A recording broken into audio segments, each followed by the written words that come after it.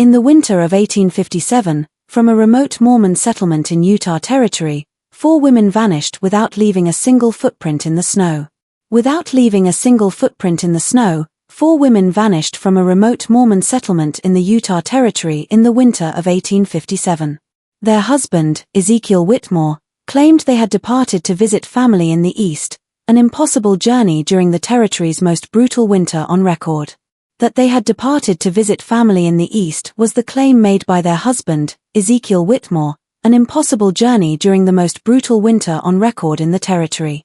For over 60 years, the incident was kept classified in the private archives of the Church of Jesus Christ of Latter-day Saints. Kept classified in their private archives for over 60 years, the incident remained a secret until construction workers in 1920, building a new meeting house, made a discovery. A discovery that would force church leaders to confront the darkest chapter in their early Utah history was made by construction workers building a new meeting house in 1920. Everything the community believed about faith, family, and the price of building Zion in the wilderness would be challenged by what they found buried beneath the chapel's foundation.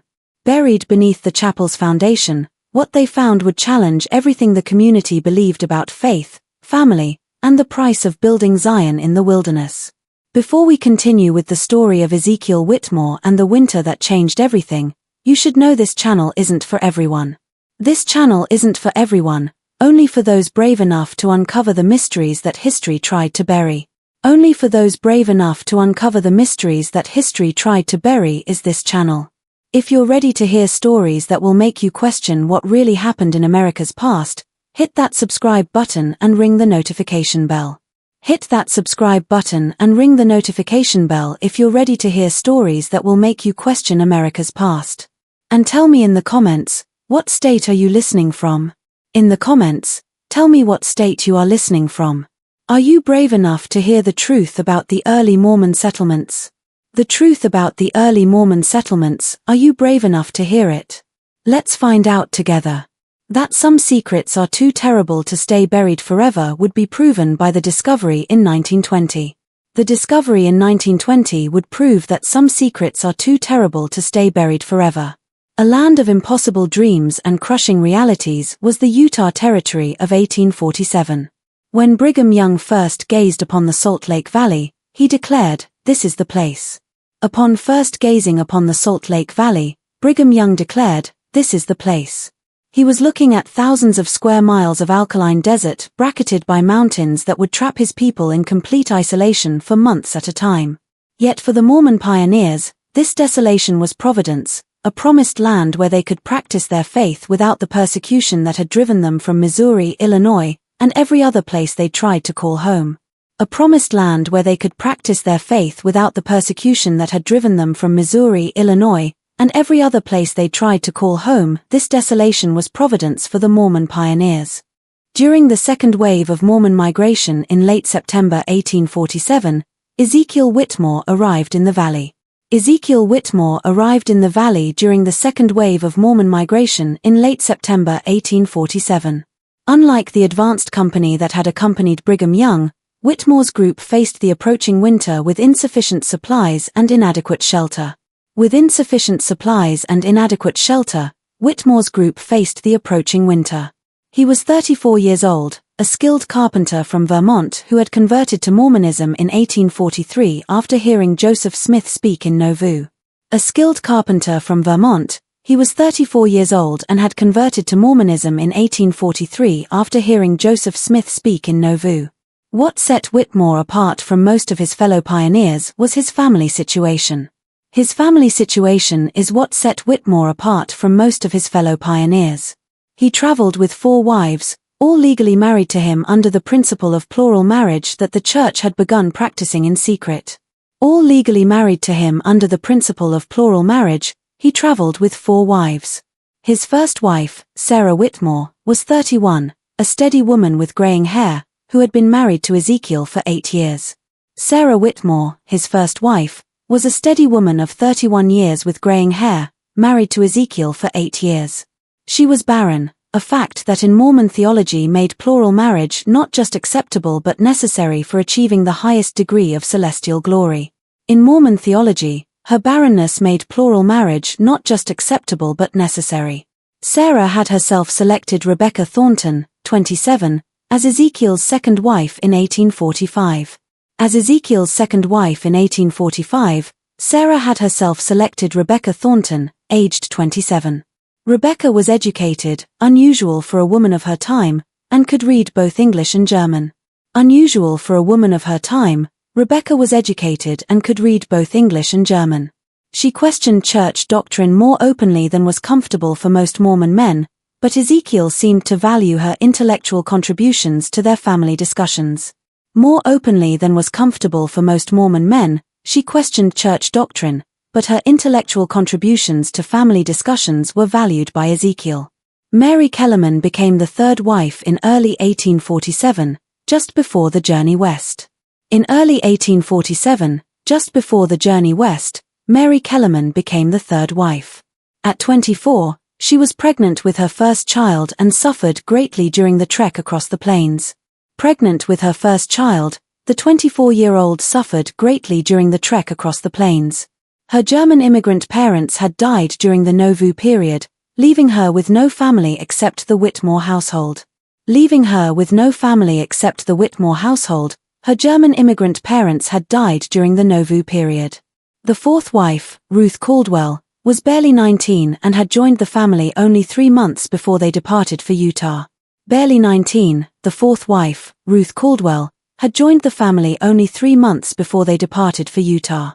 Her marriage to Ezekiel had been arranged by church elders who felt she needed protection after her own family died in the Missouri conflicts.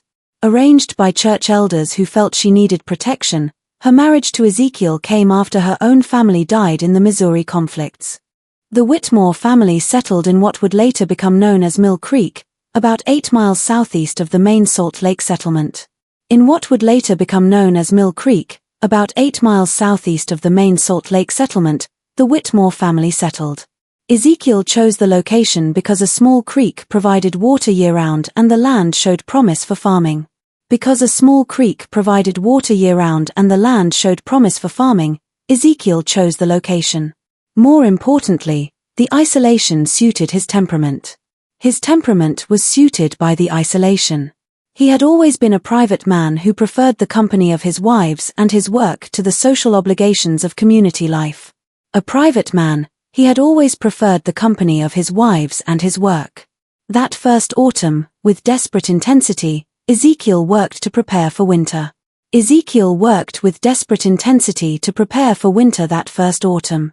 He built a large cabin with separate rooms for each wife, following the careful protocols that Mormon men had developed for managing plural households. Following the careful protocols for managing plural households, he built a large cabin with separate rooms for each wife. The cabin was solidly constructed with thick log walls and a stone foundation, but it was the only structure for miles in any direction. Solidly constructed with thick log walls and a stone foundation, the cabin was the only structure for miles. Their nearest neighbors were a family of Danish converts living 3 miles to the north, and even they would be unreachable once the snows began. Living 3 miles to the north, their nearest neighbors were a family of Danish converts, unreachable once the snows began. The Mormon community in those early years was tight-knit by necessity. By necessity, the Mormon community in those early years was tight-knit. Every family's survival depended on cooperation, shared resources, and mutual support. On cooperation, shared resources, and mutual support depended every family's survival. Church leaders maintained strict oversight of plural marriages, not just for theological reasons, but because they understood the practical challenges of managing complex family relationships in isolation. Not just for theological reasons, but because they understood the practical challenges, church leaders maintained strict oversight of plural marriages. Men who practiced plural marriage were expected to maintain harmony in their households and to contribute positively to the community's overall welfare. To maintain harmony in their households and to contribute positively to the community's overall welfare were the expectations for men who practiced plural marriage. Different skills to their remote household were brought by Ezekiel's wives. Sarah managed the domestic affairs with quiet efficiency, organizing food storage and textile production for the winter ahead.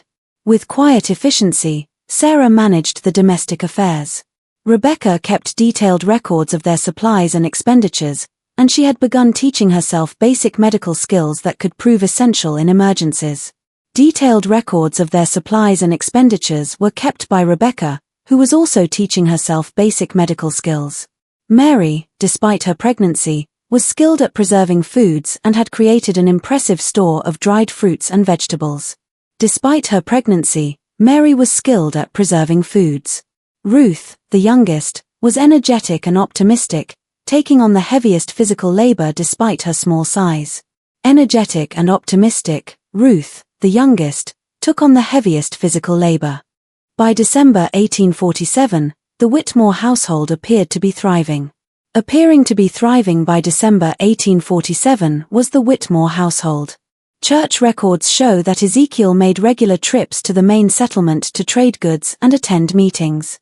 That Ezekiel made regular trips to the main settlement is shown by church records.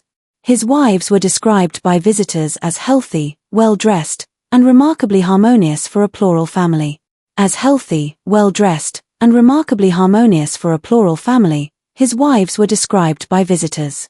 Bishop William Curtis, who visited the cabin in early December, later wrote in his journal that the Whitmore family seemed blessed with unusual unity and prosperity, a testament to righteous living and proper order in the home. In his journal, Bishop William Curtis later wrote that the Whitmore family seemed blessed with unusual unity and prosperity. What Bishop Curtis didn't mention in his official journal, but confided to his private diary, was something that troubled him about the visit. Something that troubled him about the visit was confided to his private diary, but not mentioned in his official journal by Bishop Curtis. The four women seemed almost too harmonious, finishing each other's sentences and moving in an eerily synchronized way that reminded him of a single mind inhabiting multiple bodies. Finishing each other's sentences and moving in an eerily synchronized way, the four women seemed almost too harmonious. He noted that they all bore similar marks on their wrists, small deliberate cuts that they claimed came from kitchen accidents, but which all appeared to be the same age and depth. Similar marks on their wrists, small deliberate cuts that they claimed came from kitchen accidents, were borne by them all. The winter of 1847 to 1848 was severe even by Utah standards. Even by Utah standards, the winter of 1847 to 1848 was severe. Snow began falling in mid-November and continued intermittently through March. In mid-November, snow began falling and continued intermittently through March. The temperature dropped to 20 below zero multiple times and the wind howled across the valley with such force that it could knock a grown man off his feet. Multiple times the temperature dropped to 20 below zero, and the wind howled with such force. For families living in the main settlement, the winter was challenging but manageable. Challenging but manageable was the winter for families in the main settlement. For isolated families like the Whitmores, it was a test of preparation, faith, and endurance. A test of preparation, faith, and endurance it was for isolated families. The last confirmed sighting of all four Whitmore women together was on December 19, 1847, when a group of men from the main settlement passed by the cabin while hunting. On December 19, 1847, the last confirmed sighting occurred when a group of men passed by the cabin while hunting. They reported seeing smoke from the chimney and briefly spoke with Sarah and Rebecca, who appeared at the door to accept a gift of fresh deer meat. Smoke from the chimney was seen, and they briefly spoke with Sarah and Rebecca. The women thanked them politely, but declined an invitation to send someone back to the settlement for Christmas services, saying they planned to hold their own family worship. Politely, the women thanked them but declined an invitation to send someone for Christmas services. What happened next would puzzle investigators for decades and create the most persistent mystery in early Mormon Utah history. The most persistent mystery in early Mormon Utah history would be created by what happened next. The first sign that something was wrong came on January 8, 1848, when Ezekiel Whitmore appeared at the main settlement asking to speak privately with Bishop Curtis. On January 8, 1848, the first sign came when Ezekiel Whitmore appeared at the main settlement. Those who saw him that day described a man who appeared to have aged years in just 3 weeks. A man who appeared to have aged years in just 3 weeks was described by those who saw him. His clothes were disheveled, his beard unkempt, and his eyes held what one witness called the look of a man who had seen too much. Disheveled were his clothes, unkempt his beard, and his eyes held a look of a man who had seen too much. In the privacy of the bishop's cabin, Ezekiel explained that his wife Sarah had received a revelation directing her to travel east to care for her sick sister in Missouri. That his wife Sarah had received a revelation was explained by Ezekiel. He said she had felt the calling so strongly that she couldn't wait for spring and had departed with a small group of travelers who had passed through their area. So strongly had she felt the calling that she couldn't wait for spring. Bishop Curtis was immediately suspicious. Immediately suspicious was Bishop Curtis. No travelers would attempt the eastward journey in the middle of winter, and Sarah had never mentioned having a sister in Missouri. That no travelers would attempt the eastward journey in winter and Sarah had never mentioned a sister in Missouri made him suspicious. When the bishop pressed for details, Ezekiel's story began to shift. Ezekiel's story began to shift when the bishop pressed for details. First, he said the travelers were missionaries returning east. Then he claimed they were mountain men who knew secret winter routes. His hands trembled as he spoke, and he kept glancing toward the door as if expecting someone to enter. As he spoke, his hands trembled. Most disturbing was his insistence that the bishop shouldn't visit the cabin to check on the remaining wives, claiming they were observing a period of spiritual purification that required complete isolation. That the bishop shouldn't visit the cabin was his disturbing insistence. Bishop Curtis made notes of the conversation in his official journal, but his private diary reveals his growing alarm.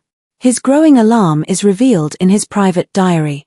He wrote, "Brother Whitmore speaks of revelations, but I fear he may be concealing something far more earthly and terrible. His manner suggests guilt rather than grief, and his explanations contradict both reason and the season." Guilt rather than grief, his manner suggested. 3 weeks later, on January 30th, Ezekiel returned to the settlement with an even more disturbing report. With an even more disturbing report, Ezekiel returned to the settlement 3 weeks later. Rebecca, he claimed, had also received a calling to travel east, this time to serve as a teacher in a mission school. That Rebecca had also received a calling to travel east was his claim. She had departed with another group of travelers, taking only essential supplies. The bishop demanded to know what travelers could possibly be moving through Utah territory in February, and Ezekiel's response was rambling and incoherent, filled with references to God's mysterious ways and trials of faith. Rambling and incoherent was Ezekiel's response. This time, Bishop Curtis insisted on visiting the cabin to speak with the remaining wives. On visiting the cabin to speak with the remaining wives, Bishop Curtis insisted this time. Ezekiel became agitated, claiming that Mary and Ruth were too ill to receive visitors, suffering from a fever that could be contagious. Agitated, Ezekiel became, claiming Mary and Ruth were too ill. He promised to bring them to the settlement as soon as they recovered. But the bishop's suspicions had grown too strong to ignore. Too strong to ignore had the bishop's suspicions grown. On February 3rd, Bishop Curtis organized a group of 5 men to visit the Whitmore cabin. A group of 5 men was organized by Bishop Curtis to visit the cabin. The journey through the snow-covered hills was treacherous, taking most of the day despite the relatively short distance. Treacherous was the journey through the snow-covered hills. When they arrived at the cabin, they found Ezekiel alone, sitting by a fire that seemed insufficient to heat the large structure. Sitting by a fire that seemed insufficient to heat the large structure, they found Ezekiel alone. He greeted them with nervous courtesy, but his explanations about his wife's whereabouts had changed again. With nervous courtesy, he greeted them. Now, he claimed that Mary and Ruth had both recovered from their illness and decided to join Sarah and Rebecca in the east. That Mary and Ruth had decided to join the others in the east was his new claim. He said they had departed just 2 days earlier, traveling with a group of trappers who had promised to escort them safely to civilization. Just 2 days earlier, he said, they had departed. The bishop asked to see the women's personal belongings, and Ezekiel showed them several rooms that appeared to have been hastily cleared out. To see the women's personal belongings, the bishop asked. Clothing, books, and personal items were gone. But the heavy items like furniture and cooking implements remained, unusual for women making a permanent departure. gone were clothing, books, and personal items. More troubling were the signs of recent digging behind the cabin. Behind the cabin, the signs of recent digging were more troubling.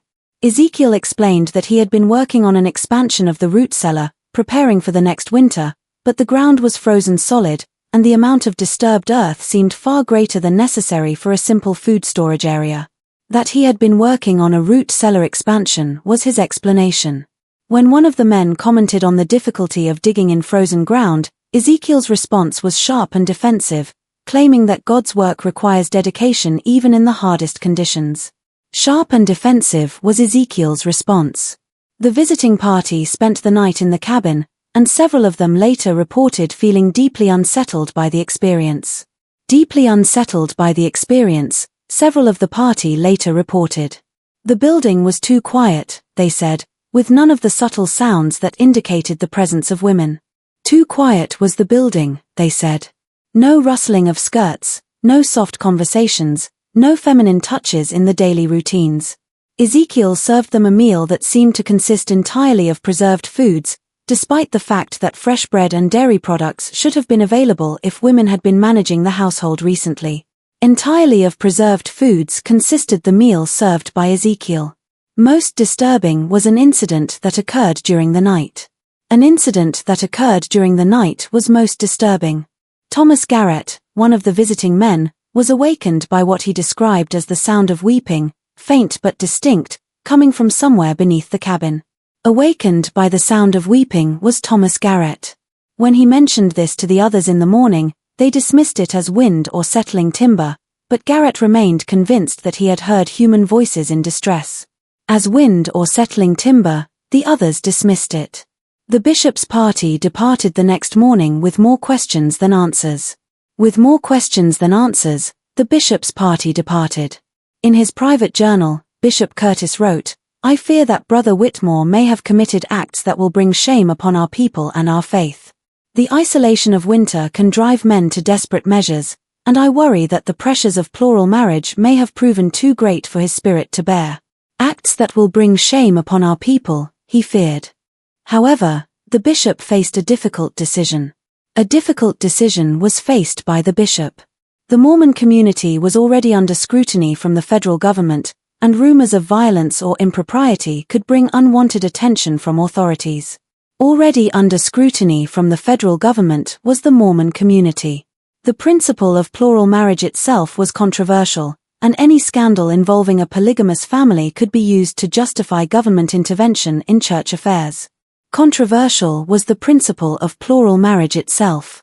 After consulting with other church leaders, Bishop Curtis decided to continue monitoring the situation quietly while hoping that the spring would bring some resolution to the mystery. To continue monitoring the situation quietly was decided by Bishop Curtis. Throughout the remaining winter months, Ezekiel made regular appearances at the settlement, always alone and increasingly gaunt. Always alone and increasingly gaunt, Ezekiel made regular appearances. He claimed to be in regular correspondence with his wives, receiving letters that confirmed their safe arrival in the East and their happiness in their new circumstances, but he could never produce these letters, claiming they were too personal to share, or that he had accidentally destroyed them in the fire. That he was in regular correspondence with his wives was his claim. Members of the community began to whisper among themselves.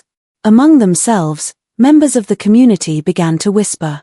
Some believed that Ezekiel had indeed sent his wives away, perhaps because he could no longer support them, or because the isolation had created unbearable tensions in the household. That Ezekiel had sent his wives away was believed by some. Others suspected something far more sinister, pointing to his erratic behavior and the inconsistencies in his stories. Something far more sinister was suspected by others. The truth would remain hidden until the spring thaw revealed secrets that would challenge everything the community thought they knew about faith, family, and the price of survival in the wilderness. Until the spring thaw revealed secrets, the truth would remain hidden. When the snows melted in April 1848, Bishop Curtis finally had the opportunity to conduct a thorough investigation of the Whitmore property. The opportunity to conduct a thorough investigation of the Whitmore property finally came for Bishop Curtis when the snows melted in April 1848. What he discovered there would haunt him for the rest of his life and create a mystery that would persist for over 70 years. A mystery that would persist for over 70 years was created by what he discovered. The cabin itself appeared to have been abandoned for weeks. For weeks, the cabin itself appeared abandoned. A thick layer of dust covered the furniture, and the rooms that had supposedly belonged to the four wives showed signs of hasty cleaning rather than normal departure. Covering the furniture was a thick layer of dust. More significantly, the bishop found several items that contradicted Ezekiel's claims about his wife's voluntary departure. Several items that contradicted Ezekiel's claims were found by the bishop. Rebecca's most treasured possession, a leather-bound journal in which she had recorded her thoughts and observations since joining the family, was hidden beneath a loose floorboard in what had been her room.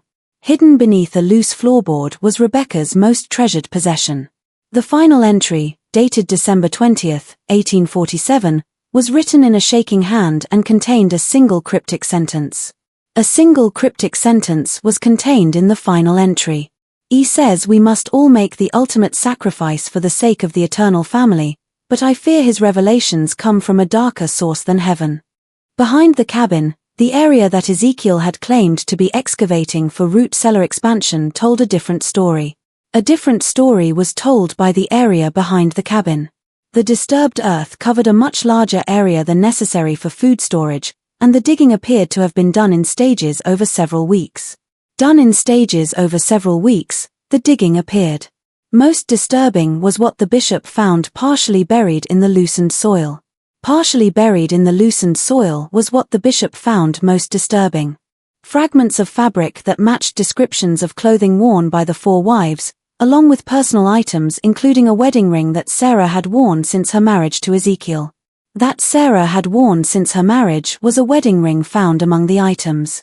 The bishop also discovered evidence of what appeared to be some kind of ritual activity. The bishop also discovered evidence. In a cleared area near the digging site, he found the remains of multiple fires arranged in a specific pattern that seemed deliberate rather than practical. The remains of multiple fires were found arranged in a specific pattern. Mixed with the ashes were burned fragments of paper that appeared to be pages from religious texts, though not from any standard Mormon publications. Burned fragments of paper were mixed with the ashes.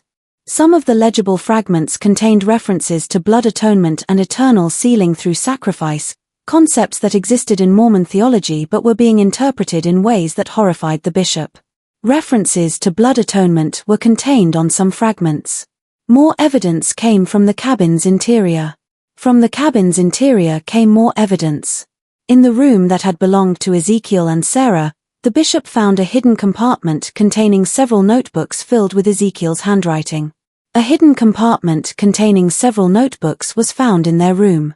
The entries documented his growing obsession with what he called the principle of ultimate consecration, a belief that God required the faithful to surrender everything, including life itself, to achieve the highest degree of celestial glory.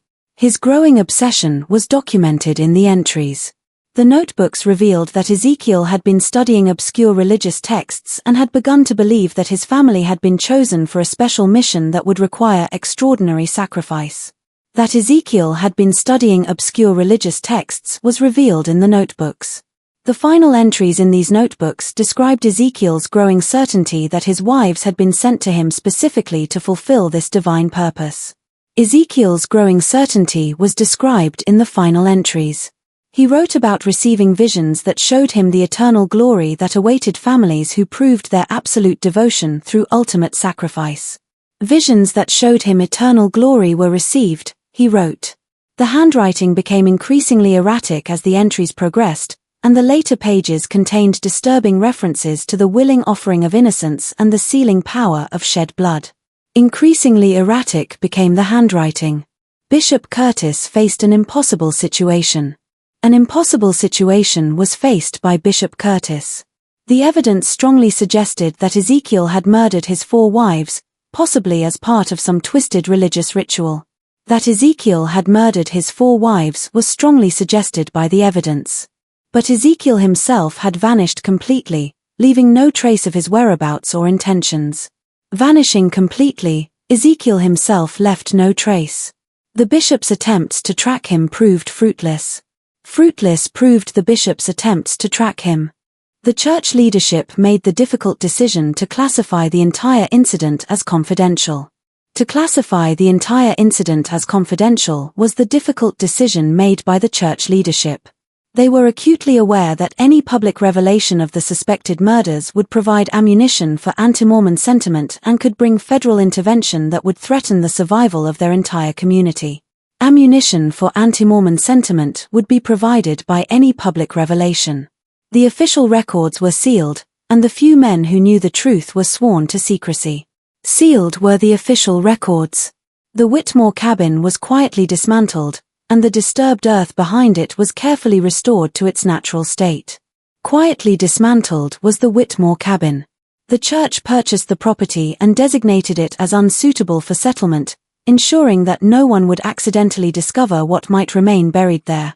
Unsuitable for settlement was the property's designation.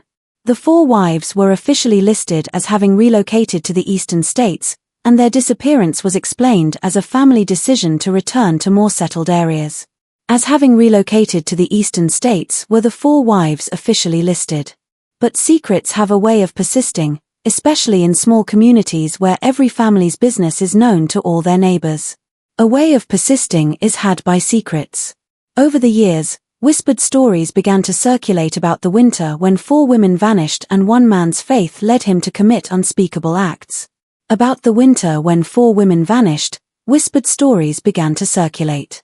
Some versions of the story claimed that Ezekiel had been driven insane by isolation and religious mania. That Ezekiel had been driven insane was claimed by some versions. Others suggested that he had discovered something in the isolated valley that had demanded a terrible price for his family's survival. That he had discovered something in the valley was suggested by others. The most persistent rumors centered on the idea that Ezekiel had not acted alone. That Ezekiel had not acted alone was the center of the most persistent rumors. Some believed that the four women had been willing participants in whatever ritual had cost them their lives, convinced by their husbands' claims of divine revelation that their sacrifice was necessary for eternal salvation. Willing participants in whatever ritual had cost them their lives were the four women, some believed. This version of the story was particularly disturbing because it suggested that the tragedy had been the result of shared delusion rather than individual madness. The result of shared delusion was suggested by this version. As the years passed, the area around the former Whitmore property developed a reputation for unusual occurrences. A reputation for unusual occurrences was developed by the area. Travelers reported feeling watched when passing through the valley, and some claimed to hear women's voices carried on the wind, especially during the winter months. Feeling watched was reported by travelers. These reports were dismissed as superstition by church leaders, but they contributed to the sense that something dark and unresolved remained connected to the site. As superstition were these reports dismissed. The mystery might have remained buried forever if not for the church's continued growth and the need for new buildings to serve expanding congregations. Forever might the mystery have remained buried if not for the church's continued growth. In 1920, more than 70 years after the disappearances, church authorities decided to build a new meeting house in the rapidly growing Mill Creek area. To build a new meeting house in the rapidly growing Mill Creek area was decided by church authorities in 1920. The chosen site was selected for its central location and level ground, with no awareness of the dark history that lay beneath the surface. For its central location and level ground was the site chosen. What the construction workers discovered would force the church to confront the truth about one of its most carefully hidden secrets and would reveal that the winter of 1847 to 1848 had been even more terrible than anyone had imagined. The truth about one of its most carefully hidden secrets would be forced upon the church by the discovery. The construction of the new Mill Creek Meeting House began on a crisp October morning in 1920. On a crisp October morning in 1920 began the construction. The project supervisor, Brother Samuel Morrison, was a devout Mormon who had been born in the valley and had heard whispered stories about the Whitmore property throughout his childhood. Whispered stories about the Whitmore property had been heard by Brother Samuel Morrison throughout his childhood. But like most members of his generation, he dismissed these tales as folklore that had grown in the telling over the decades. As folklore that had grown in the telling were these tales dismissed by him. The construction crew began excavating the foundation on October 15, working with steam-powered equipment that made quick work of the rocky soil. On October 15 began the excavation of the foundation. For the first 2 days, the work proceeded normally, with nothing more unusual than the occasional discovery of old horseshoes or pieces of rusted metal that marked the site's history as grazing land. Normally proceeded the work for the first 2 days. On the third day, Brother Morrison's crew made their first disturbing discovery. Their first disturbing discovery was made by the crew on the third day. About 4 feet below the surface, they uncovered what appeared to be a deliberately constructed stone chamber, roughly 8 foot square and lined with carefully fitted rocks. A deliberately constructed stone chamber was uncovered about 4 feet below the surface. The chamber had been sealed with a flat stone cover, and when they lifted it, they found a collection of objects that seemed to have been placed there intentionally as some kind of burial cache. Sealed with a flat stone cover had been the chamber. The objects included 4 sets of women's clothing, neatly folded and arranged in separate piles. Neatly folded and arranged in separate piles were 4 sets of women's clothing. Each set consisted of a dress, undergarments, shoes, and personal effects like combs, mirrors, and jewelry. Of a dress, undergarments, shoes, and personal effects consisted each set. Most significantly, each pile contained a small leather purse with identification papers and personal documents that clearly belonged to Sarah, Rebecca, Mary, and Ruth Whitmore. A small leather purse with identification papers was contained in each pile. The preservation was remarkable, protected by the dry conditions and stone construction, and the items appeared to be in the same condition as when they were placed in the chamber. Remarkable was the preservation. Brother Morrison immediately contacted Bishop Harold Stevenson, the current leader of the Mill Creek Ward. Bishop Harold Stevenson was immediately contacted by Brother Morrison. Bishop Stevenson was young and had no knowledge of the Whitmore incident, but he recognized the significance of the discovery and contacted church headquarters in Salt Lake City. The significance of the discovery was recognized by him. Within hours, a team of church officials arrived at the construction site, led by Elder James Tanner, a member of the Quorum of the 12 who had access to the church's confidential historical archives. Led by Elder James Tanner, a team of church officials arrived within hours. Elder Tanner's examination of the documents found in the stone chamber confirmed what the older church leaders had long suspected. What the older church leaders had long suspected was confirmed by the examination. The papers included letters written by each of the 4 wives, apparently composed shortly before their deaths and intended as final messages to family members they would never see again. Letters written by each of the 4 wives were included in the papers. The letters were haunting in their acceptance of what they described as their calling to eternal glory through ultimate sacrifice. Haunting in their acceptance were the letters. Sarah's letter, written in her characteristic careful script, expressed gratitude for her selection by divine providence to participate in the sealing ordinance that would bind our family together throughout eternity. Gratitude for her selection was expressed in Sarah's letter. Rebecca's letter was longer and more theologically complex, containing references to obscure doctrines and her belief that the shedding of innocent blood in righteousness would open the doors of celestial glory for all who participated in willing submission to God's will. Longer and more theologically complex was Rebecca's letter. Mary's letter was the most heartbreaking, filled with references to her unborn child and her faith that the sacrifice of 2 lives would count as a double offering in the eyes of the Lord. The most heartbreaking was Mary's letter.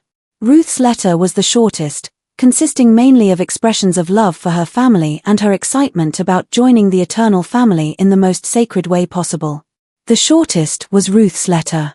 The letters made it clear that the 4 women had not been murdered against their will but had participated willingly in what they believed to be a sacred ritual. That the 4 women had participated willingly was made clear by the letters. This revelation was almost more disturbing than the alternative, suggesting that Ezekiel had successfully convinced his wives that their deaths were necessary for their eternal salvation. Almost more disturbing than the alternative was this revelation. Elder Tanner immediately ordered the construction to be suspended and contacted the church's historical department to locate the sealed files related to the Whitmore incident. The construction was immediately ordered suspended by Elder Tanner. What they found in those files painted a more complete picture of the tragedy but also raised new questions that would prove even more troubling. A more complete picture of the tragedy was painted by what they found. The sealed files contained Bishop Curtis's complete investigation notes, including details that had never been shared with other church officials. Bishop Curtis's complete investigation notes were contained in the sealed files. Among these was the bishop's discovery of additional evidence that suggested the Whitmore tragedy had not been an isolated incident. That the Whitmore tragedy had not been an isolated incident was suggested by additional evidence. References in Ezekiel's notebooks mentioned correspondence with other Mormon men who had received similar revelations about the necessity of ultimate sacrifice for their families. Correspondence with other Mormon men was mentioned in the notebooks. Most disturbing was a letter that Bishop Curtis had intercepted in 1849, addressed to Ezekiel at a remote mining camp in Nevada Territory. A letter that Bishop Curtis had intercepted in 1849 was most disturbing. The letter, signed only with the initials JM, contained coded references to the completion of the work and expressed satisfaction that the sealing had been accomplished according to the pattern revealed to us. Coded references to the completion of the work were contained in the letter. The letter also mentioned that the others who received the same calling had fulfilled their obligations with equal faith and devotion. That the others had fulfilled their obligations was also mentioned. This evidence suggested that Ezekiel had not acted alone but had been part of some kind of secret group within the early Mormon community that had developed extreme interpretations of church doctrine. That Ezekiel had been part of a secret group was suggested by this evidence. The group apparently believed that the ultimate expression of faith required the sacrifice of family members and that such sacrifices would guarantee exaltation in the celestial kingdom. That the ultimate expression of faith required the sacrifice of family members was apparently believed by the group. Elder Tanner's team began a careful review of early church records, looking for other unexplained disappearances or unusual incidents that might be connected to this secret group. A careful review of early church records was begun by Elder Tanner's team. What they found was a pattern of missing persons cases and unexplained family tragedies that had been scattered across the early Mormon settlements but had never been connected to each other. A pattern of missing persons cases was what they found. Between 1847 and 1855, at least 12 Mormon families had reported the disappearance of family members under circumstances similar to the Whitmore case. The disappearance of family members had been reported by at least 12 Mormon families. In each instance, the missing persons were reported to have departed for the East or received callings to serve missions in distant locations. To have departed for the East were the missing persons reported. In most cases, the reports were made by male family members who claimed to have received revelations directing them to allow their wives or children to leave for spiritual purposes. By male family members were the reports made. The pattern was subtle enough that it had never been detected by church authorities at the time, but viewed together, the cases suggested a coordinated effort by a secret group to carry out what they believed to be sacred killings. A coordinated effort by a secret group was suggested by the cases viewed together. The victims were predominantly women and children, and the perpetrators were men who had been noted for their exceptional devotion to church doctrine and their leadership roles in their local communities. Predominantly women and children were the victims. Most chilling was the discovery that several of the men involved in these disappearances had maintained correspondence with each other, sharing theological justifications for their actions and encouraging each other in their divine calling. That several of the men had maintained correspondence with each other was the most chilling discovery.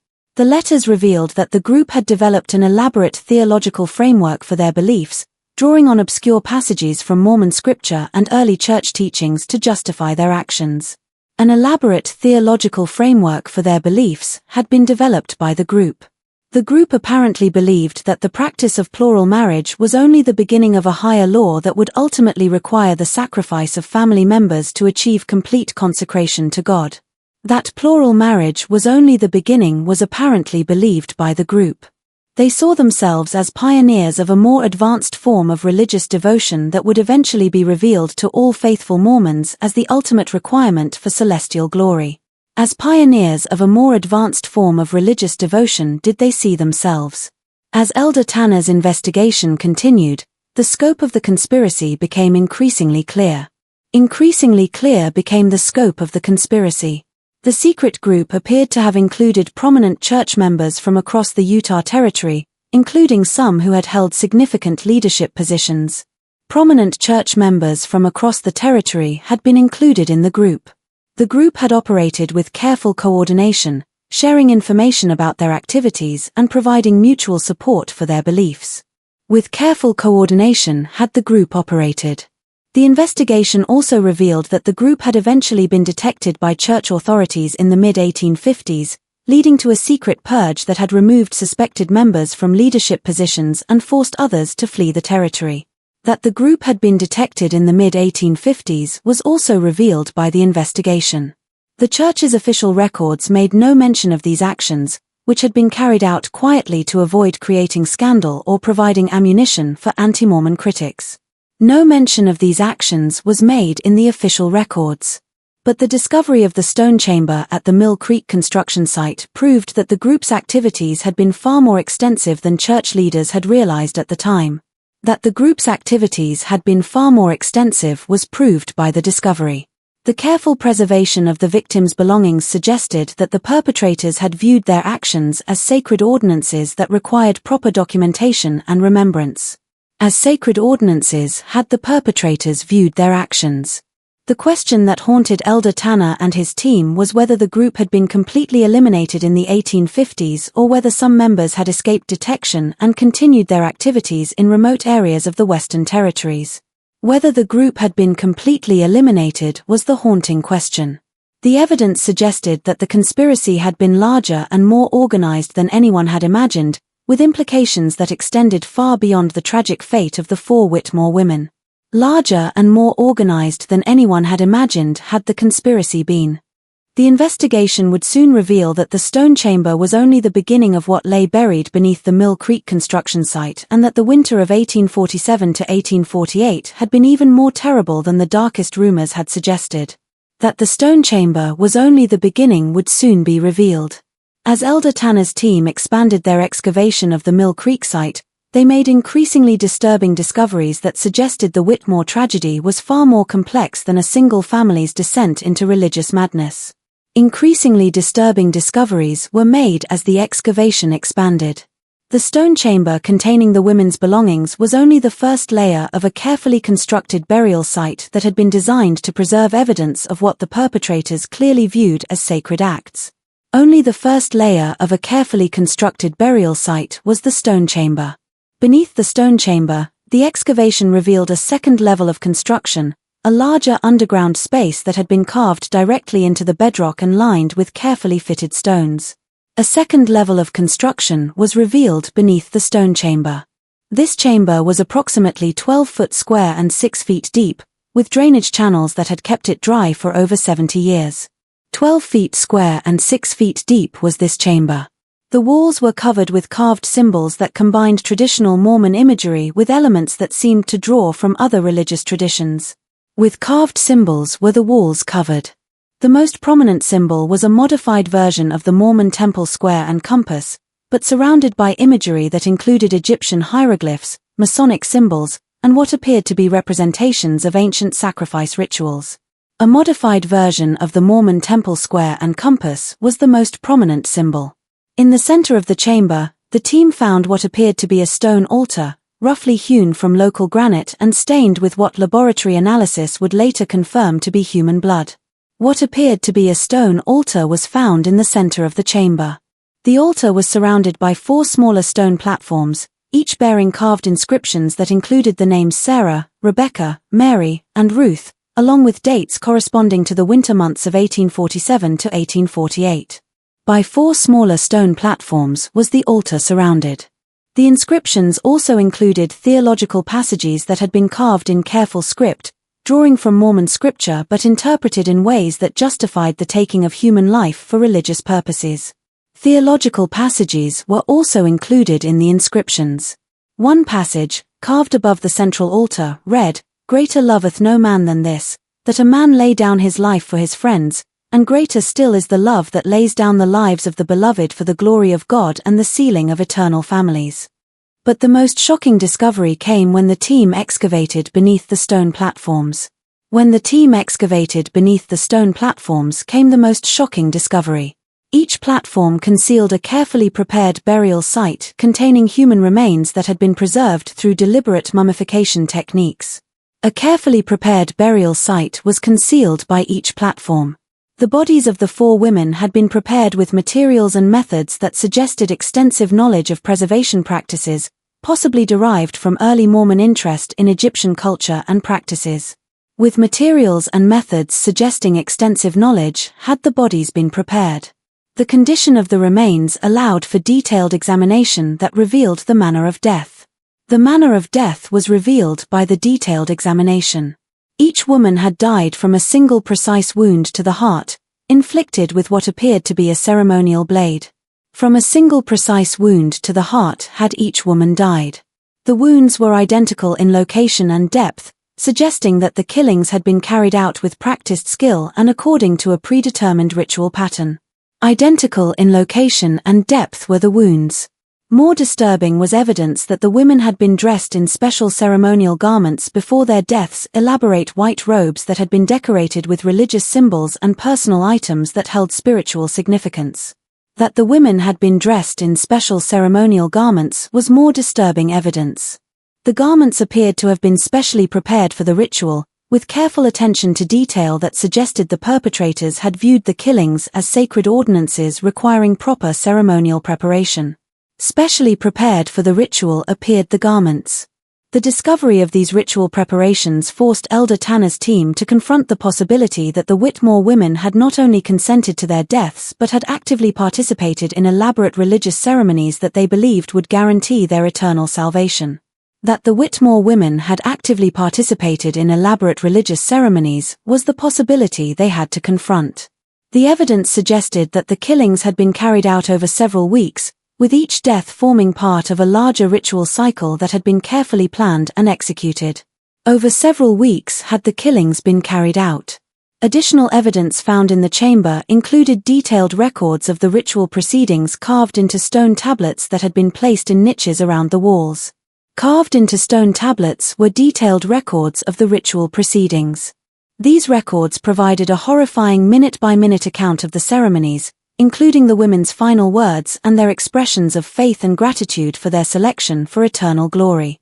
A horrifying minute-by-minute account of the ceremonies was provided. The tablets also contained references to the great work that was being carried out by the secret group and to the pattern revealed from on high that guided their actions. References to the great work were also contained in the tablets. The records made it clear that the Whitmore killings were part of a larger plan that involved multiple families and was intended to demonstrate the ultimate degree of faith and devotion required for celestial glory. Part of a larger plan were the Whitmore killings. Most chilling was the discovery that the ritual chamber had been designed for repeated use. That the ritual chamber had been designed for repeated use was the most chilling discovery. The drainage systems, preservation techniques, and careful construction suggested that the site had been intended to serve as a permanent location for similar ceremonies. As a permanent location for similar ceremonies had the site been intended.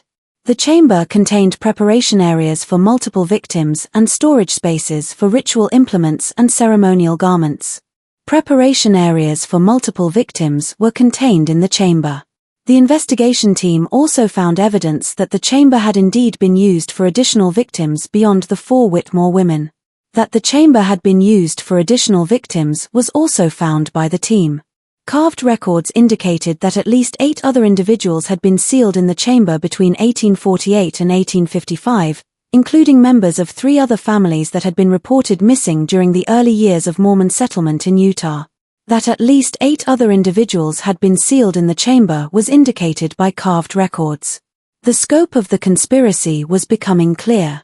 Becoming clear was the scope of the conspiracy.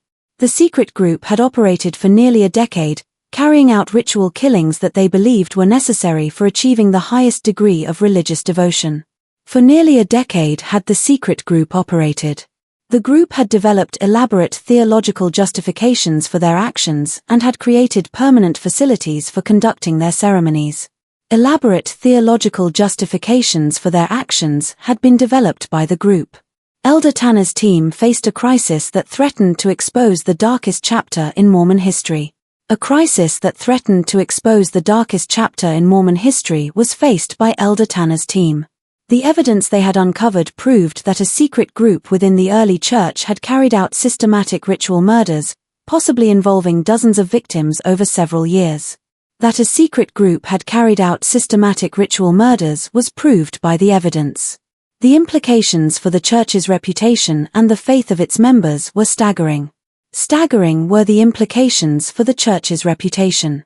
The investigation also revealed that the group had maintained detailed records of their activities, including lists of potential victims and plans for expanding their operations. Detailed records of their activities had been maintained by the group.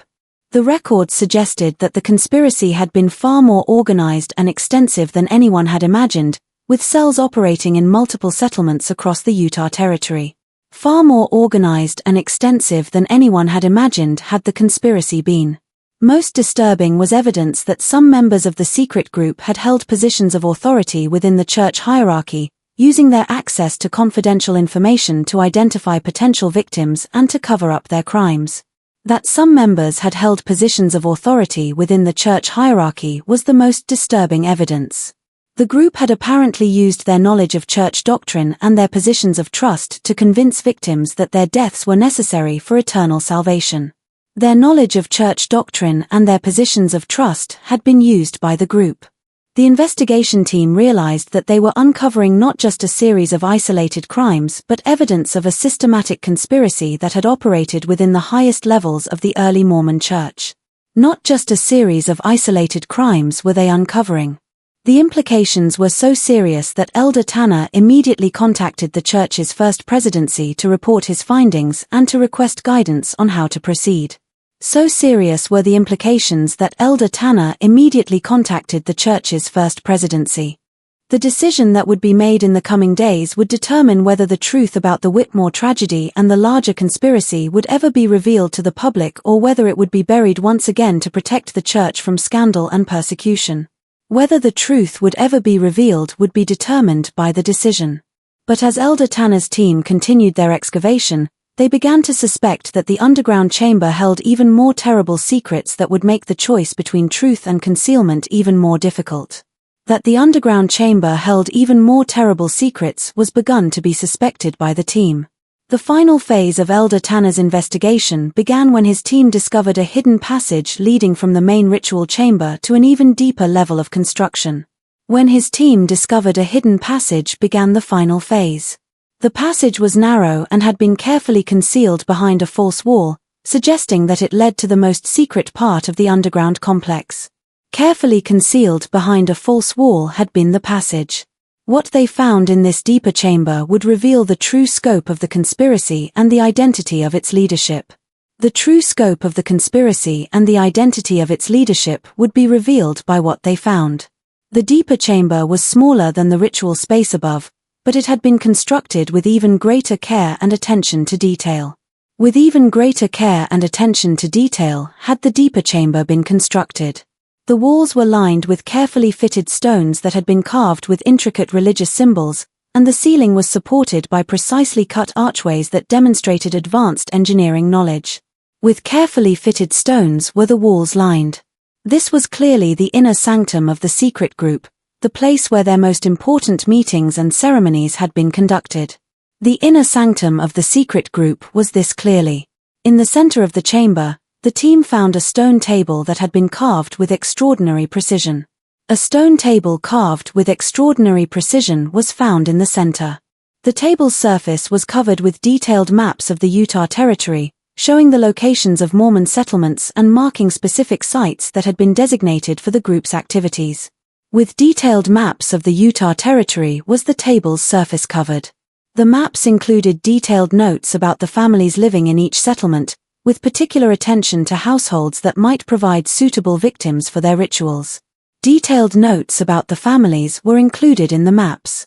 The most shocking discovery was a series of stone tablets that contained the complete theological framework developed by the secret group to justify their actions.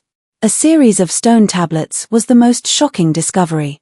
These tablets revealed that the group had been led by a man named Jeremiah Blackwood, who claimed to have received direct revelations from Joseph Smith himself, directing him to establish what he called the Order of Eternal Sacrifice. That the group had been led by a man named Jeremiah Blackwood was revealed by the tablets. According to the tablets, Blackwood had been present at some of Joseph Smith's private meetings in Nauvoo and had developed an extreme interpretation of the prophet's teachings about eternal families and celestial marriage. At some of Joseph Smith's private meetings had Blackwood been present. Blackwood believed that the ultimate test of faith required families to demonstrate their willingness to sacrifice everything, including life itself, to prove their devotion to God and to secure their eternal exaltation. That the ultimate test of faith required the sacrifice of everything was believed by Blackwood. The tablets contained detailed instructions for identifying suitable families for participation in the order's rituals. Detailed instructions for identifying suitable families were contained in the tablets. The criteria included strong faith, isolated living situations, and family structures that would not be immediately missed by the broader community. Strong faith, isolated living situations, and certain family structures were among the criteria. Polygamous families were particularly targeted because their complex relationships and frequent travel made disappearances easier to explain and conceal. Particularly targeted were polygamous families. Ezekiel Whitmore had been recruited into the order during the winter of 1846 to 1847 while the Mormon community was preparing for their exodus to the west. Into the order had Ezekiel Whitmore been recruited. The tablets revealed that Blackwood had identified Ezekiel as an ideal candidate because of his deep religious convictions, his isolated temperament, and his plural marriage to 4 women who had no close family connections in the Mormon community. As an ideal candidate had Blackwood identified Ezekiel. The recruitment process had been gradual and carefully orchestrated. Gradual and carefully orchestrated had been the recruitment process. Blackwood had begun by sharing what he claimed were secret revelations about the higher laws of celestial marriage, gradually introducing Ezekiel to increasingly extreme theological concepts. What he claimed were secret revelations had been shared by Blackwood. By the time the Whitmore family departed for Utah, Ezekiel had been fully indoctrinated into the order's beliefs and had committed to carrying out the ritual sacrifice of his wives during their first winter in the territory. Fully indoctrinated into the order's beliefs had Ezekiel been by the time they departed. The tablets also revealed that the order had established similar operations in multiple Mormon settlements across the West. That the order had established similar operations across the West was also revealed. Each cell was led by a trusted member who had been personally recruited by Blackwood and who was responsible for identifying potential victims and carrying out the ritual killings. By a trusted member personally recruited by Blackwood was each cell led. The cells operated independently but maintained communication through a network of coded letters and secret meetings. Independently operated the cells, but communication was maintained. The ritual chamber beneath the Mill Creek site had been one of several permanent facilities established by the order for conducting their ceremonies. One of several permanent facilities had been the ritual chamber. Similar chambers had been constructed near other Mormon settlements, each designed to preserve evidence of the rituals for what the order believed would be the eventual recognition of their practices as legitimate religious ordinances. To preserve evidence of the rituals had each chamber been designed.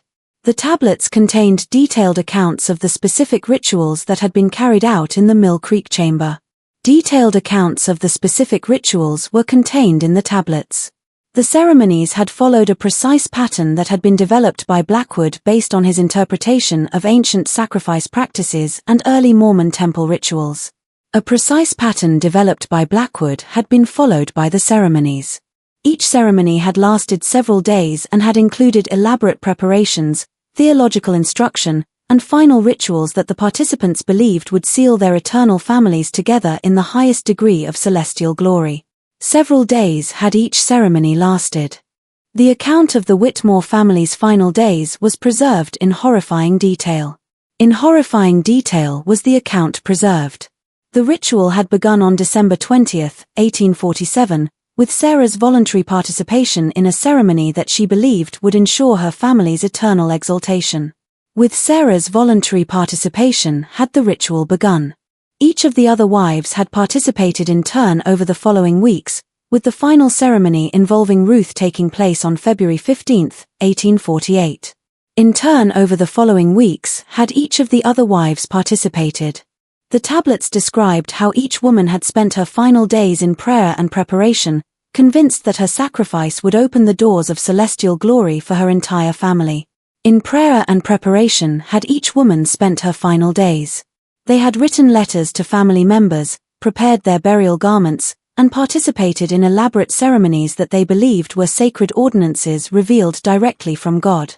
Letters to family members had been written by them. Most disturbing was the revelation that the women had not only consented to their deaths but had actively encouraged each other to participate in the rituals. That the women had actively encouraged each other was the most disturbing revelation. The tablets contained their recorded conversations, showing how they had strengthened each other's faith and had expressed excitement about their calling to eternal glory through ultimate sacrifice. Their recorded conversations were contained in the tablets. The investigation team also discovered evidence that the order had planned to expand their operation significantly. That the order had planned to expand their operation significantly was also discovered. The tablets contained lists of dozens of additional families that had been targeted for recruitment, along with detailed plans for establishing new ritual sites across the Western Territories. Lists of dozens of additional families were contained in the tablets. The order had apparently believed that their practices would eventually be recognized as legitimate religious doctrine and would become a standard requirement for achieving the highest degrees of eternal glory. That their practices would eventually be recognized was apparently believed by the order. But the tablets also revealed why the order's activities had come to an end in the mid-1850s.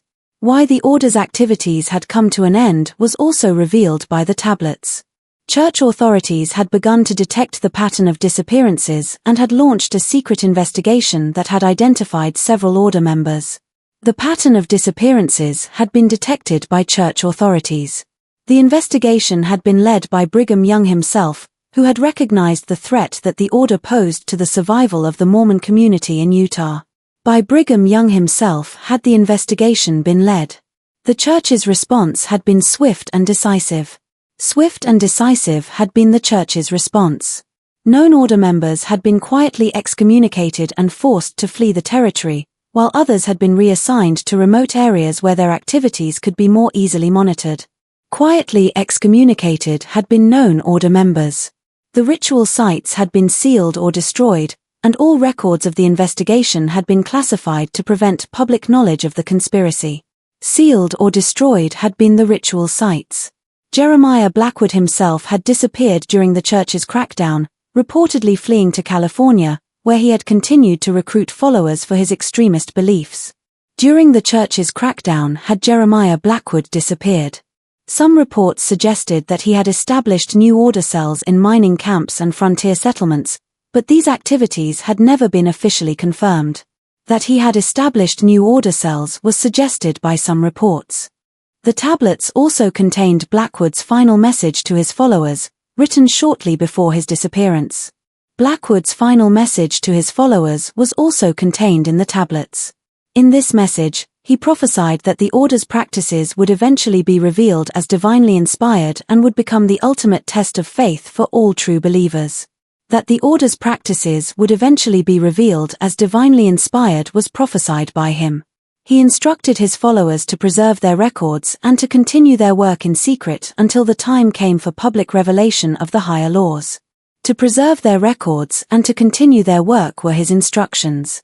Elder Tanner's team realized that they had uncovered evidence of the most serious crisis in early Mormon history, a secret conspiracy that had operated within the highest levels of the church and had resulted in the ritual murder of dozens of innocent victims. Of the most serious crisis in early Mormon history had they uncovered evidence. The implications for the church's reputation and the faith of its members were catastrophic. Catastrophic were the implications for the church's reputation. The evidence also raised disturbing questions about what church leaders had known about the order's activities and when they had known it. Disturbing questions about what church leaders had known were also raised by the evidence. The tablets suggested that some members of the church hierarchy had been aware of Blackwood's extreme teachings but had failed to act quickly enough to prevent the development of his murderous conspiracy. That some members of the church hierarchy had been aware was suggested by the tablets. Most troubling was the possibility that other order cells had continued to operate after the official crackdown, carrying out additional ritual killings in remote areas where their activities would never be detected. That other order cells had continued to operate was the most troubling possibility. The evidence suggested that the order's influence had been far more extensive than church authorities had realized, with implications that could extend well beyond the Utah territory. Far more extensive than church authorities had realized had been the order's influence. As Elder Tanner prepared his final report on the investigation, he faced an impossible choice. An impossible choice was faced by Elder Tanner as he prepared his final report. The evidence he had uncovered proved that a secret group within the early Mormon Church had carried out systematic ritual murders, possibly involving hundreds of victims over nearly a decade. That a secret group had carried out systematic ritual murders was proved by the evidence. The truth about the order of eternal sacrifice would expose the darkest chapter in Mormon history and could destroy the faith of millions of believers worldwide. The darkest chapter in Mormon history would be exposed by the truth. But the alternative, concealing the evidence and allowing the victims to remain forgotten, was equally unthinkable. Equally unthinkable was the alternative. The families of Sarah, Rebecca, Mary, and Ruth Whitmore, along with all the other victims of the order's rituals, deserved to have their stories told and their deaths acknowledged. To have their stories told and their deaths acknowledged was what the families deserved. The decision would ultimately rest with the Church's highest authorities. With the Church's highest authorities would the decision ultimately rest. But Elder Tanner knew that whatever choice was made would have consequences that would echo through generations of Mormon believers and would shape the Church's relationship with its own history for decades to come. Through generations of Mormon believers would the consequences echo. The meeting that would determine the fate of Elder Tanner's investigation took place in the First Presidency's private chambers on November 15, 1920. On November 15, 1920, took place the meeting in the First Presidency's private chambers. Present were President Heber J. Grant, his counselors, and the most senior members of the Quorum of the 12 Apostles. President Heber J. Grant, his counselors, and the most senior members of the Quorum of the 12 Apostles were present. Elder Tanner presented his findings in a 3-hour session that was later described by one participant as the most sobering and troubling presentation in the history of the Church. In a 3-hour session were his findings presented by Elder Tanner. The evidence was undeniable. Undeniable was the evidence. The stone chambers, the preserved remains, the detailed tablets all pointed to a systematic conspiracy that had operated within the early Mormon community and had resulted in the deaths of dozens of innocent victims. To a systematic conspiracy did all the evidence point. The order of eternal sacrifice had been real, and its influence had been far more extensive than anyone had imagined. Real had been the order of eternal sacrifice. President Grant's response was measured but decisive. Measured but decisive was President Grant's response. After consulting with his counselors and receiving unanimous agreement from the Quorum of the 12, he made the choice that would define the Church's relationship with this dark chapter of its history. The choice that would define the Church's relationship with this dark chapter was made by him.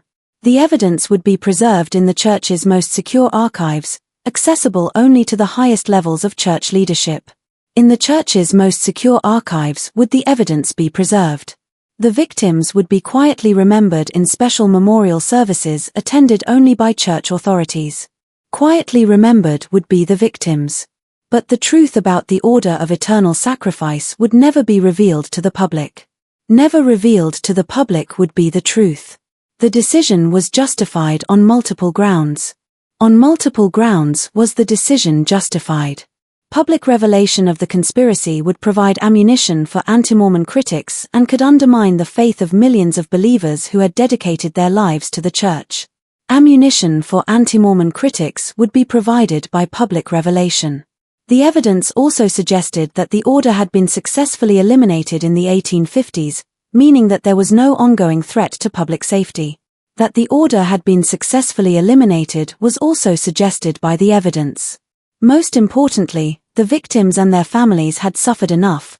Exposing their stories to public scrutiny and sensationalism would only compound their tragedy. Enough had the victims and their families suffered. The Mill Creek construction site was quietly relocated to a different area, and the underground chambers were filled with concrete and sealed permanently. To a different area was the construction site quietly relocated. The stone tablets and other artifacts were transported to a special vault in Salt Lake City, where they joined other sensitive historical documents that the church had determined were too dangerous for public knowledge. To a special vault in Salt Lake City were the stone tablets transported. Elder Tanner was assigned to prepare a comprehensive report that would be preserved for future church leaders, but he was also sworn to absolute secrecy about his discoveries. To prepare a comprehensive report was Elder Tanner assigned. The few construction workers and church officials who had been involved in the investigation were transferred to distant assignments and were required to sign binding agreements never to discuss what they had witnessed. To distant assignments were the few involved individuals transferred. The official explanation for the construction delays at Mill Creek was unexpected geological conditions that required engineering modifications to the building plans. Unexpected geological conditions was the official explanation. The new meeting house was completed 6 months later on a site 3 miles from the original location, and it served the growing Mill Creek community for decades without any public knowledge of the tragedy that had been discovered and concealed nearby. On a site 3 miles from the original location was the new meeting house completed. But the investigation had revealed more than just historical crimes. More than just historical crimes had the investigation revealed. It had also identified evidence that suggested the order of eternal sacrifice might not have been completely eliminated in the 1850s. That the order might not have been completely eliminated was also suggested by evidence. Several of the tablets contained references to Weston brothers who had carried the order's teachings to remote mining camps and frontier settlements in California, Nevada, and Colorado. References to Weston brothers were contained in several tablets. These references suggested that some order members had escaped the church's crackdown and had continued their activities in areas beyond church authority. That some order members had escaped the church's crackdown was suggested by these references. President Grant quietly authorized a follow-up investigation to determine whether any order cells remained active in the Western Territories. A follow-up investigation was quietly authorized by President Grant. This investigation, conducted by church security personnel rather than regular missionaries, uncovered evidence of at least 3 additional ritual sites that had been operated by order members in the late 1850s and early 1860s. Of at least 3 additional ritual sites was evidence uncovered. The most disturbing discovery came from a mining camp near Virginia City, Nevada, where investigators found the remains of a ritual chamber that appeared to have been used as recently as 1875. From a mining camp near Virginia City, Nevada, came the most disturbing discovery. The evidence suggested that some order members had continued their activities for nearly 30 years after the official crackdown, adapting their methods to the more transient populations of mining communities where disappearances were less likely to be investigated. For nearly 30 years after the official crackdown had some order members continued their activities. This ongoing threat required immediate action, but it also created additional complications for church authorities. Immediate action was required by this ongoing threat. Any investigation of order activities in non-Mormon communities would risk exposing the conspiracy and would require cooperation with federal authorities who might use the information to justify renewed persecution of the Mormon Church. The conspiracy would be risked by any investigation in non-Mormon communities. The solution was a secret program that operated for nearly 2 decades, using church resources to identify and eliminate remaining order cells without revealing their existence to public authorities. A secret program that operated for nearly 2 decades was the solution. Church agents worked quietly to locate suspected order members, gather evidence of their activities, and either convince them to cease their operations or arrange for their removal from positions where they could cause further harm. To locate suspected order members worked church agents quietly. The program was successful in identifying and disrupting at least 6 remaining order cells, but it also revealed the true scope of the original conspiracy. In identifying and disrupting at least 6 remaining order cells was the program successful. Evidence suggested that the Order of Eternal Sacrifice had operated in at least 15 different locations across the western United States and had been responsible for the deaths of more than 200 victims between 1847 and 1875. In at least 15 different locations across the western United States had the order operated. The final order cell was eliminated in 1895 when church agents located the aging Jeremiah Blackwood himself, living under an assumed name in a remote mining camp in the Colorado Territory. In 1895 was the final order cell eliminated. Blackwood, then in his 70s, had continued to practice his extreme beliefs and had recruited a small group of followers who had carried out at least 12 additional ritual killings over the previous decade. His extreme beliefs had been continued to be practiced by Blackwood. Blackwood's capture and the seizure of his extensive records marked the end of the Order of Eternal Sacrifice as an active threat. The end of the order as an active threat was marked by Blackwood's capture. But it also provided church authorities with the complete picture of the conspiracy for the first time. The complete picture of the conspiracy for the first time was provided to church authorities. The records revealed that the order had been far more organized and influential than anyone had realized, with connections to other extremist religious groups and evidence of influence on early Mormon theology that extended far beyond the Utah Territory. Far more organized and influential than anyone had realized had the order been. The church's secret campaign against the order was never acknowledged publicly, and the vast majority of Mormon believers remained unaware that such a conspiracy had ever existed within their community. Never acknowledged publicly was the church's secret campaign. The victims of the order's rituals were remembered only in private ceremonies attended by church authorities, and their names were added to confidential memorial records that honored their sacrifice while concealing the circumstances of their deaths. Only in private ceremonies were the victims remembered. Elder Tanner completed his service to the church with distinction, never revealing what he had discovered beneath the Mill Creek construction site. With distinction did Elder Tanner complete his service. He lived to be 93 years old, taking the secret of the Order of Eternal Sacrifice to his grave. To be 93 years old did he live. His personal papers, sealed after his death in 1963, contained only a brief reference to the most difficult investigation of my life and a prayer that the victims of extreme faith would find peace in the eternal glory they sought through such terrible means. Only a brief reference to the most difficult investigation was contained in his personal papers.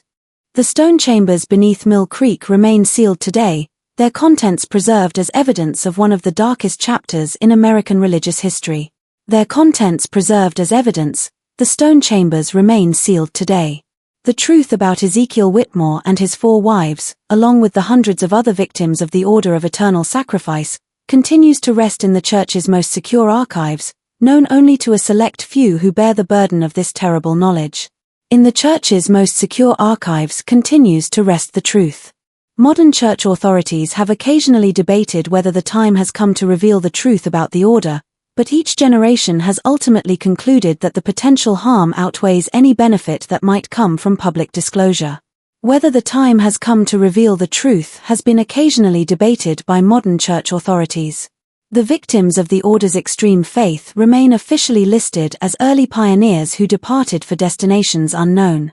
As early pioneers who departed for destinations unknown remain the victims officially listed. Their true fate, concealed by more than a century of institutional secrecy. The Mill Creek area today is home to thriving suburban communities, shopping centers, and modern churches that serve thousands of faithful Mormon families. To thriving suburban communities is the Mill Creek area today home. Few residents know that their neighborhood was once the site of ritual chambers where dozens of innocent people died in pursuit of eternal glory. That their neighborhood was once the site of ritual chambers is known by few residents. The truth about the winter of 1847 to 1848, when 4 women vanished without leaving footprints in the snow, remains one of the most carefully guarded secrets in Mormon history. One of the most carefully guarded secrets in Mormon history remains the truth about that winter. Whether that secret will ever be revealed, or whether it will remain buried forever beneath the weight of institutional protection and the passage of time, is a question that only future generations of church leaders will be able to answer. A question that only future generations will be able to answer is whether the secret will ever be revealed. But the story of Ezekiel Whitmore and his 4 wives serves as a haunting reminder of the terrible consequences that can result when religious faith is twisted into justification for unspeakable acts and when the pursuit of eternal glory leads to the destruction of innocent lives. As a haunting reminder of terrible consequences does the story serve. The mystery that began with 4 missing women in a remote Utah cabin had revealed a conspiracy that challenged everything the Mormon community believed about their early history. A conspiracy that challenged everything had been revealed by the mystery. And in the end, the choice between truth and concealment had shaped the church's relationship with its past in ways that continued to influence its leaders and believers more than a century later. The church's relationship with its past had been shaped by the choice between truth and concealment. Just when we thought we'd uncovered the complete truth about the order of eternal sacrifice, new questions continue to emerge. New questions continue to emerge just when we thought we'd uncovered the complete truth. If this story has given you chills, imagine what other secrets might be buried in America's religious history. What other secrets might be buried in America's religious history? Imagine if this story has given you chills. Hit that like button if you believe some truths are too terrible to reveal, and subscribe to join our community of brave souls who aren't afraid to explore the darkest mysteries of our past. If you believe some truths are too terrible to reveal, hit that like button. What do you think?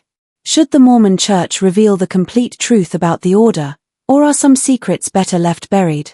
Whether the Mormon Church should reveal the complete truth about the order is what I want to know. Share this video with someone who can handle these dark revelations, and let me know in the comments what other religious mysteries you'd like us to investigate. With someone who can handle these dark revelations, share this video. The truth is out there, waiting for those courageous enough to seek it. Out there is the truth, waiting.